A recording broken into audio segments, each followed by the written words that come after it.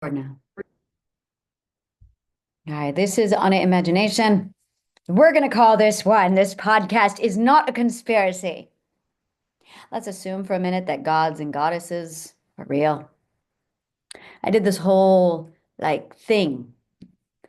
This I was researching, did this whole, brought it out and went, interesting.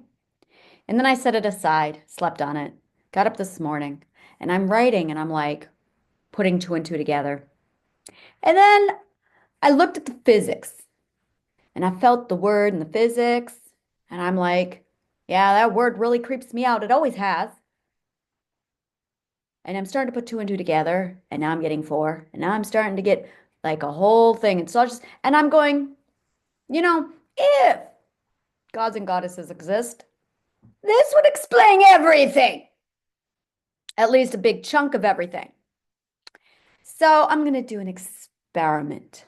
And I'm going to invite you into my experiment. And let's just call this science. Let's just assume for a minute that gods and goddesses are real. So I'm going to explain to you what happened.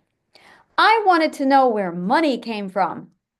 So now I've done the history of coin. Okay, I have to clarify this. I have already done the history of coin. It's a thing. Like I've been all the way over, and this is not a problem anywhere else. So I wanted to know what the deal with money is, the word itself. Like, what's the history of this? Now, I hadn't done this before. I looked up coin. I looked up currency. I looked up economics. So I've been all over the planet with this, okay? All over the wind with this. I've been all the way. Like, it's even in my book. Like, the very first coin that was minted in Ireland was around 700, or no, it wasn't. It was 995 CE. That's how accurate I got with this thing. So in the year 995 CE in Ireland, one of the kings over there minted their very first coin based off of the research I did like 10 years ago. Now, that being said, I've also been all over the place, like currency, how it got started. And that's how I discovered the barter trade system and how that's linked to power economics and what naturally evolved. So there's this natural power economics barter trade going on that is 100% compatible with our psychology. And I'm going, oh, I understand. It's basically a preservation of the karma bank. It's called karma banking. That's what barter trade is. It's karma banking. Now, you don't do karma banking with anyone who is not your friend. You have to do karma banking inside your network. You never do karma banking outside of your network. This is really, really important. And that's what community was. Community was literally the people who you did karma banking with. And it was all based off of a vetting system of who you could trust based off of word of mouth and who was in your network.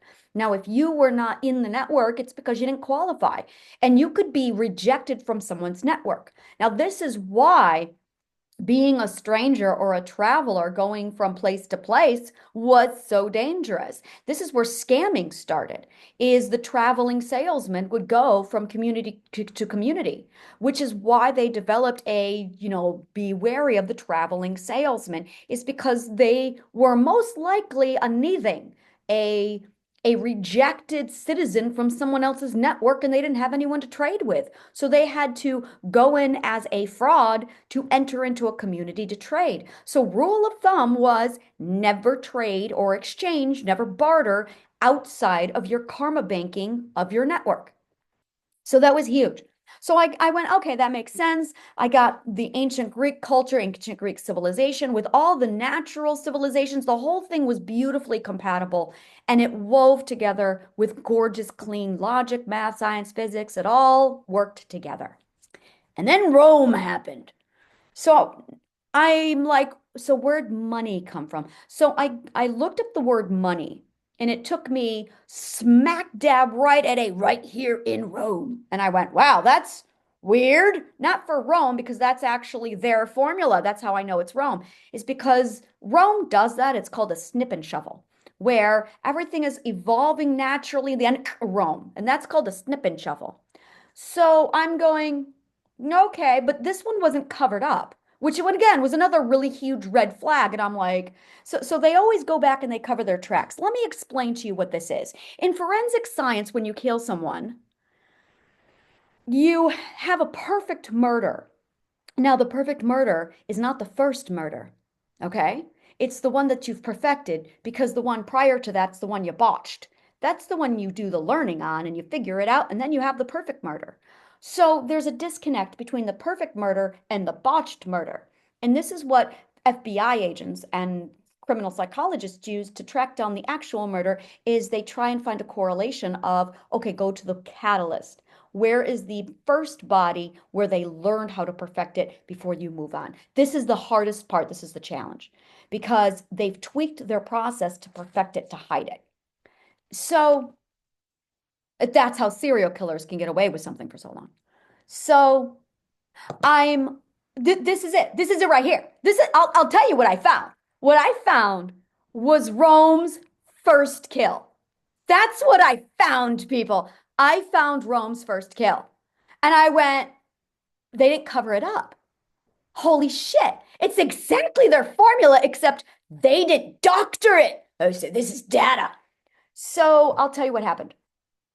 The word money comes from montere, which is the Latin word for to warn. Now, already I'm going, why does money mean to warn? That's weird. But let's go with that. Montere. Now, this came from a Greek word. I'm not going to try and remember it. I have to go look it up and I can't pronounce it. But it basically, it means to warn. And it was the ancient Greek word for nemesis. Now, nemesis, that's the original ancient Greek, is a goddess, the mother of the nine muses. Her name meant memory. So we're just going to call her Memory, okay? So the goddess Memory, there's a lot of really different things about her. We're going to set her aside, but she's really, really key to this whole thing. So the goddess Memory, the Romans changed her name to something, and then it was later changed to Montere. And that's really, really important. And that Montere gave us the word mint and gave us the word monetary. Now, this is what it was referred to right up until literally the 1800s. And that's when the word was changed to money. Okay? Really, really important. So it may have been like the 1700s, but it was a really long time. So after this money came out, the Romans used Memory's temples to mint the coin. Now, they had all the minting supplies, and the money is the Roman currency. The montere was the Roman currency. Now, the ancient Greeks called it drachma. So, the Roman coin, and this is really important, is called money. Now, really, really interesting here. They took Memory's temples and they turned it into a factory for stamping their coin. And they replaced her name, Memory, with money to warn. Now, Memory, and we're going to get into who she really was, the mother of the nine muses. So in the pantheon of ancient Greece, you have Gaia and Uranus. I like to call Uranus Anu of Ur because, it's in the name. Anu of Ur. I don't know if you guys ever noticed that, but if you look at Uranus, it's actually the words Ur, which was the city in Assyria, and Anu. So it's Anu of Ur, Uranus. And then the US is a Roman or Greek, it's a Greek suffix that was placed at the end of the word. So it literally means a Greek Ur or Anu of Ur. So that's what I call that. So when I say Anu of Ur, that's what I'm referring to as Uranus. But I don't like to say Uranus because we're all act like we're two and we giggle. So you have Anu of Ur and you have Gaia. So these two people are like the mother loads of the top there, right? And they gave birth to Memory. Now, Memory then gave birth to the nine muses. Zeus was also the father. We're going to set that aside. But Memory was valued at a much higher deity level than all the muses combined. So much so that every time a bard, that's really important, every time a bard, every time a storyteller, every time a playwright performed, they would pray to memory and request, please help me remember. It is in the front of every Homer. I don't know if it's Homer's poetry. I don't know if that started around Homer's time period, but Aristophanes did this. Like all of the Greek playwrights would call upon, they would start their method, their poem, with calling upon memory to help them remember. Literally, they did a prayer to her. Now, in addition to that, this is the other really interesting thing about memory, is she was actually one of the Titans. But, and this is where all the research, they're like, yeah, but she's different because you've got Gaia and Anu of Ur, and then underneath that, you've got this very clear, all the Titans. Oh, but she's over here and she's like elevated. And that's it. She was elevated above and beyond the Titans. And I'm going, okay, we're talking really powerful goddess here. Like, so powerful that she stands above the Titans. So I'm like, okay, so you've got Gaia, and that puts her higher than Cronus, just for some perspective here. Higher than Cronus, higher than Saturn, okay? We're talking huge, all right? So we have Gaia, we have Anu, and then we have memory. And everyone's praying to memory. And I'm going, wow, okay. And then some dipshits called the Romans decided it would be a good idea to take over her temple and turn it into a factory for their gold. Now, I don't know about you, but if I were a powerful goddess and some dipshits came along and started using my home to manufacture their shit, and then they changed my name to that, oh, I would curse that. Oh, would I? I would curse it. I would so. And here's the thing. I'd go, you know what? I'm the goddess of fucking story. You know what I'm going to do? I'm going to go right into the universal code and I'm going to rewrite it that anyone who pursues money will be cursed with consumption. Yeah, that's exactly what I would do. That is exactly what I would do. Oh, yes, I would. I would. Yes, I would. So just saying, if gods and goddesses are real, you know. So now I'm looking at this going, so I don't know about you, but I'm going to be using the word drachma from now on. I've researched drachma. So let me tell you about drachma. Drachma is the ancient Greek coin. Now, these people were geniuses. They thought it would be really smart to put Athena and Athena's owl on the coin so that every time you receive it, you go, oh, look, a reminder to be wise.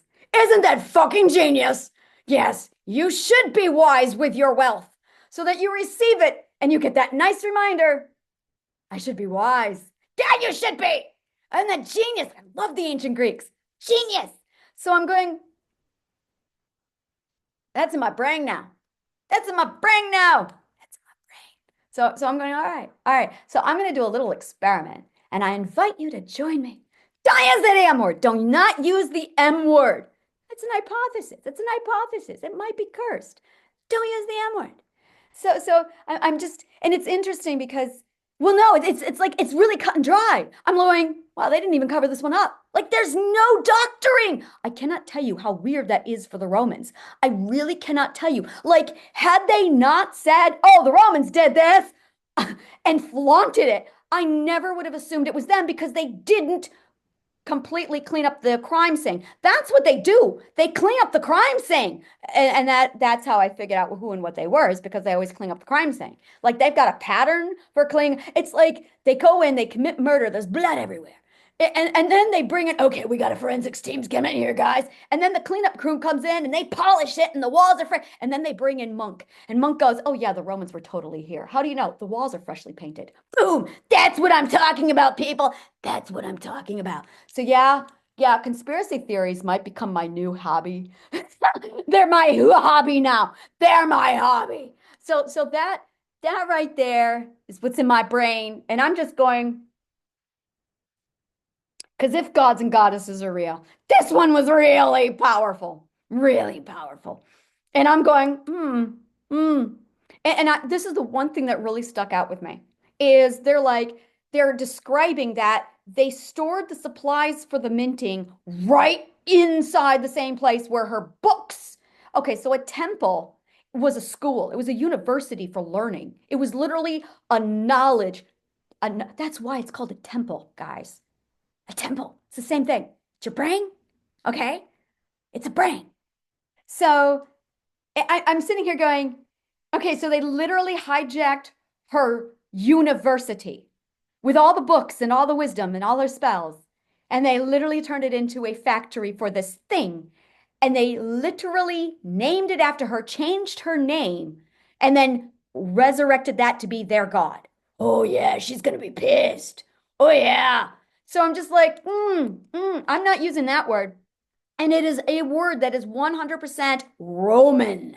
And I'm like, so drachma it is, where they remind you, Athena, you should be wise with this.